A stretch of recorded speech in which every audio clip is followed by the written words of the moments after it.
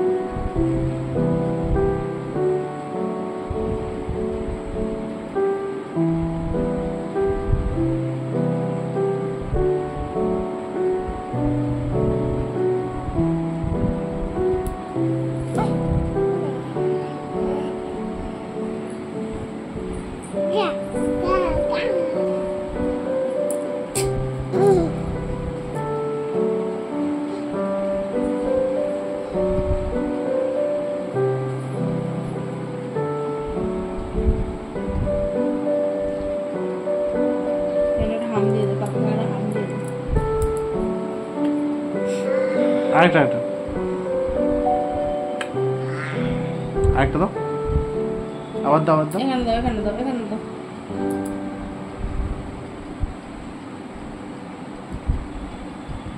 দাও, হাম দাও।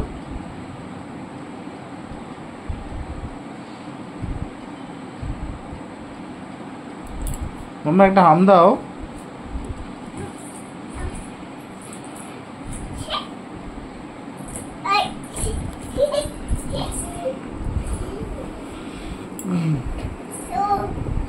দেখো মাম্মা খেলা করছে আর আমি রান্না করতে চলে এসেছি। তো দিদিরা এদিকে এসছে আর আমি এদিকে চিলি চিকেন রান্না করছি।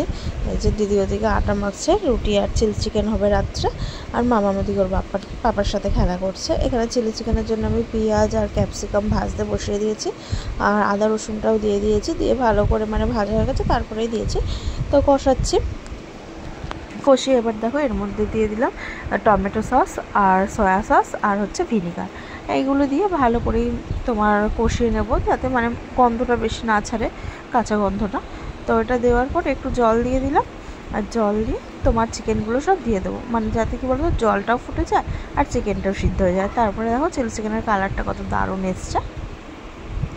এবার ভালো করে নেড়ে চেড়ে নেব, নিয়ে তারপর তোমার ঢাকা দিয়ে দেবো। ঢাকা দিয়ে একটু যখন সিদ্ধ হয়ে আসবে তখন ভাজতে ভাজতে তো চিলি চিকেনের পাকোড়াটা ভাজতে ভাজতে একটু সিদ্ধ হয়ে যায়, তবুও আরেকবার ছোলে দিয়ে একটু ফুটিয়ে নিই যাতে ভালো করে সিদ্ধ হয়ে যায়। তো ঢাকা দিয়ে দিলাম।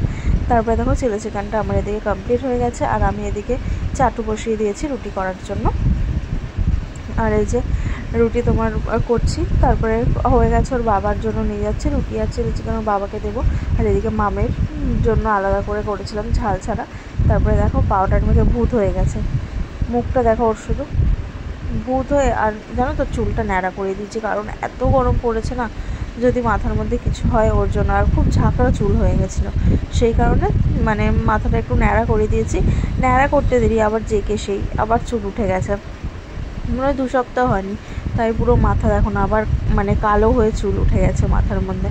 আর এদিকে দেখো মাম্মাম কিরকম বদমাইশি করে, পাউডার মেখেছে। এরকমভাবে কে পাউডার মাখে বলো? না ঢং হচ্ছে, ঢং হচ্ছে, ঢং ঢং।